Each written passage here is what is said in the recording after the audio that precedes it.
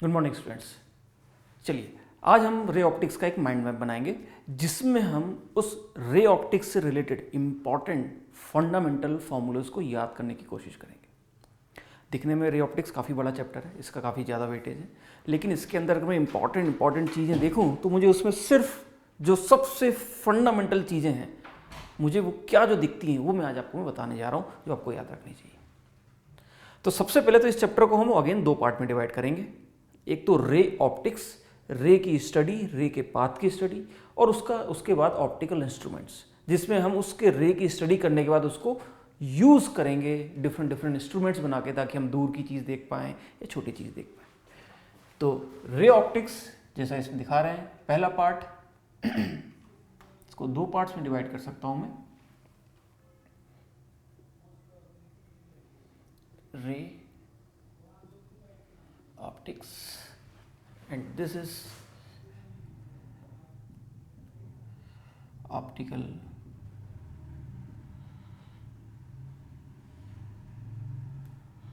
instruments। Ray optics में सब दो ही चीजें थी, रिफ्लेक्शन एंड रिफ्रैक्शन। तो सबसे पहले रिफ्लेक्शन। रिफ्लेक्शन में क्या था? प्लेन मिरर था, प्लेन मिरर। इसमें ऐसा कोई बहुत ज़्यादा क्वेश्चंस थे नहीं, इसमें सिर्फ आपको दो चीज़ें पढ़नी थी, एक तो डेविएशन। तो डेविएशन का फॉर्मूला रिफ्लेक्शन में क्या होता था? Delta was equal to 180 minus 2i। कि जब कोई रे इंसिडेंट होती है किसी प्लेन मिरर पे, रिफ्लेक्ट होती है, तो उसके बाद वो कितने डिग्री से डेविएट कर गई, तो उसका फॉर्मूला था 180 माइनस 2i। दूसरा जो प्लेन मिरर वाला फॉर्मूला था वो आपको मैंने बताया था कि velocity of image was basically negative of velocity of object with respect to mirror. ठीक है, इस पे हमने दो चार क्वेश्चंस किए थे। तो प्लेन मिरर में ये दो कॉन्सेप्ट ही होते हैं। दूसरी चीज़ जो रिफ्लेक्शन में हमारी होगी वो होगी आपका स्फेरिकल मिरर।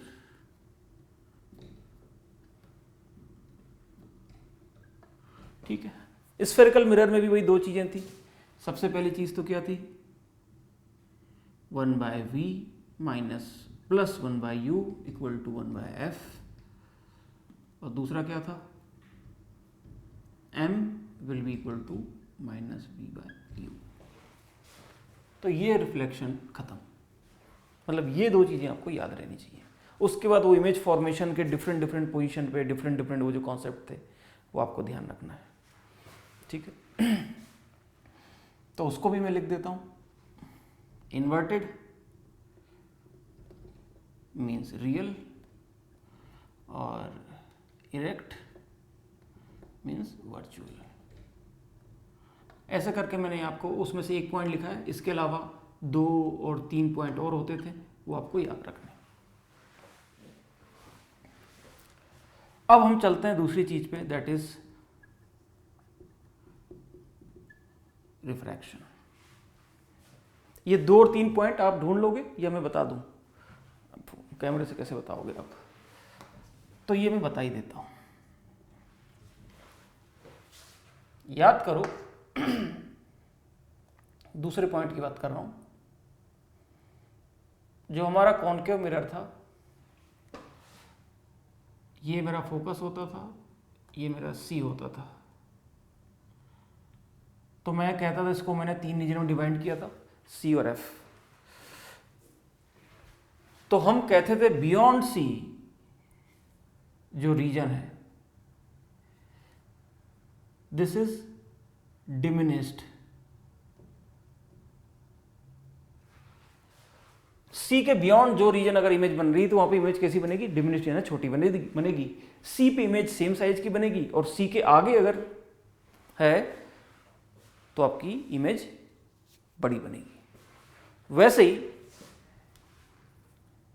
ये जो रीजन होता था एफ से पहले, इसके पहले जो ऑब्जेक्ट रखते थे तो आपकी इमेज बनती थी वर्चुअल, एफ पे रखते थे इन्फाइनाइट और बीच में रखते थे उसके अलावा आगे रखते थे real.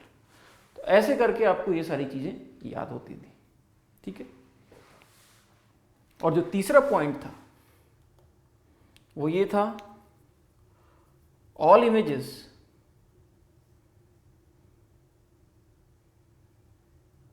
For convex mirror was virtual, diminished and erect। यानी कॉन्वेक्स मिरर के लिए आप कहीं पे भी इमेज रखो तो निष्ठ है। तो ये आप देख लेना उसमें वीडियो में, आपको याद रहेगा। चलिए अब रिफ्रैक्शन पे चलते हैं। तो रिफ्रैक्शन वाले पे बेसिकली रिफ्रैक्शन ऑन, सबसे पहले प्लेन सरफेस। प्लेन सरफेस पे रिफ्रैक्शन के दो फॉर्मूले होते थे आपका। एक फॉर्मूला तो स्नेल्स लॉ था, जो क्या बोल रहा था, n1 sin I1 equal to n2 sin I2। दूसरा, अगर आपको याद होगा, n2 by v equal to n1 by u. Plane surface में जो इमेज फॉर्मेशन होता था, इमेज फॉर्मेशन, ठीक। Second, spherical surface.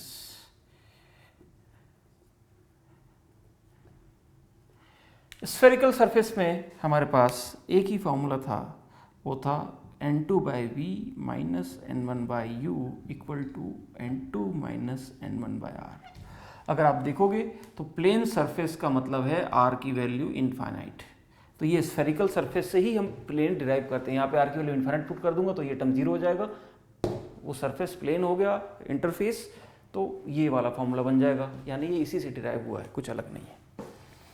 तीसरी चीज जो थी इसके बाद, लेंस। लेंस के अंदर अगेन दो फॉर्मूले थे वही, 1 by v minus 1 by u equal to 1 by f, और दूसरा था मैग्निफिकेशन का, that was m equal to v by u. ये लेंस के लिए था। फिर चौथा प्रिज्म था। प्रिज्म के अंदर अगेन एक था डेविएशन, क्या था, delta plus A equal to I plus E. Second, when I equal to E, delta will be minimum, and for this R1 plus R2 equal to A. तो यहाँ से हमारे पास एक फॉर्मूला आया था, n will be equal to sine into delta minimum plus A by 2 upon sine of A by 2, ठीक है। तो ये प्रिज्म के अंदर थी चीज़ें। तो ये हमारा रे ऑप्टिक्स के फंडामेंटल रिफ्लेक्शन और रिफ्रैक्शन के फॉर्मूले थे। अच्छा, इसमें एक चीज़ और थी, चौथी, वो था TIR, जिसको आपने लिखा था C critical angle equal to sine inverse 1 by n। इस पे छोटे छोटे क्वेश्चन थे, ठीक। So this is how we complete. तो ये छोटी सी जो मैंने पेज में एक छोटी सी जगह में ये जो सारे फॉर्मूले लिख दिए, ये आपको बता रहे हैं कि इस चैप्टर में क्या क्या आपको याद रखना है।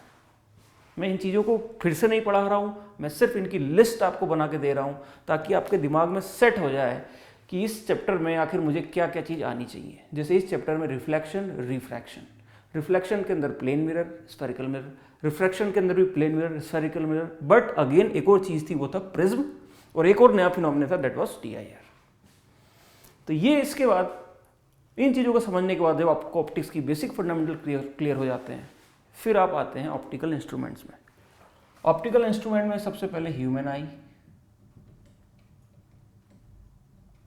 ह्यूमन आई में हमने बेसिकली क्या सिर्फ डिफेक्ट्स ही पढ़े थे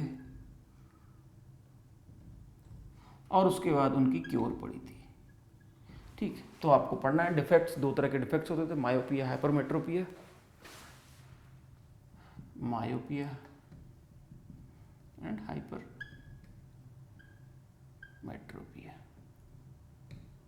कैसे ये होते थे, क्या प्रॉब्लम, रेटिना से पहले, रेटिना के बाद, पावर ऑफ एकोमोडेशन, ये सब ह्यूमन आई में आता था। ठीक, दूसरी चीज इसमें आती थी फिर सिंपल माइक्रोस्कोप।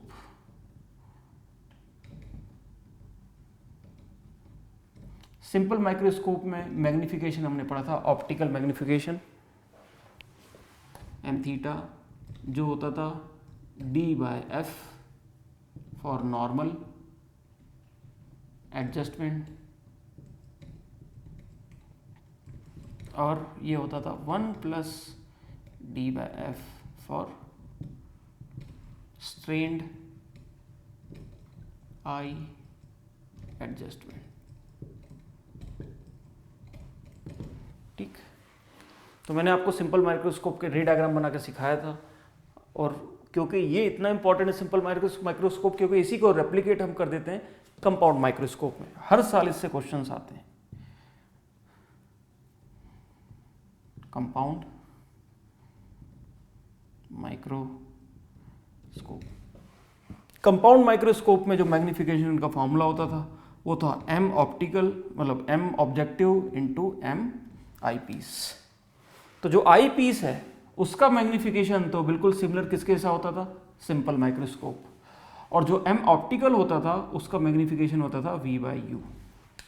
तो कंपाउंड माइक्रोस्कोप के लिए अगर मैं मैग्निफिकेशन लिखूंगा तो वो क्या होगा, V/U time D/FE for normal and V/U times 1 + D/FE for strained I adjustment. ठीक, चौथा यहां पे था टेलीस्कोप। टेलीस्कोप के अंदर भी हमने जो फॉर्मूले पढ़े थे ये थोड़ा डिफरेंट था। इसमें मैग्निफिकेशन के आपके फॉर्मूले थे FO/FE for normal and it was FO/FE into 1 + FE/D for strained eye. So these are the important formulas which you must remember so that you can solve as much as problem that can come in this chapter. These are the minimum list. ये fundamental है, मतलब अगर आपको ये याद है, अगर आप इसको एक पेज में लिख लेते हो तो अब नेक्स्ट काम बस एक ही रह जाता है, इनकी मदद से क्वेश्चंस को सॉल्व करने का। तो इस प्रॉब्लम्स को आप एक पेपर में बना के रखिए, और उसके बाद उसको जब भी आप क्वेश्चंस करें तो इससे भले देख के या इसको लगाना सीखें कि कैसे ये लग रहा है फॉर्मूला, इसमें कैसे वैल्यूज पुट करनी है, कैसे वो क्वेश्चंस में आपको घुमा सकता है।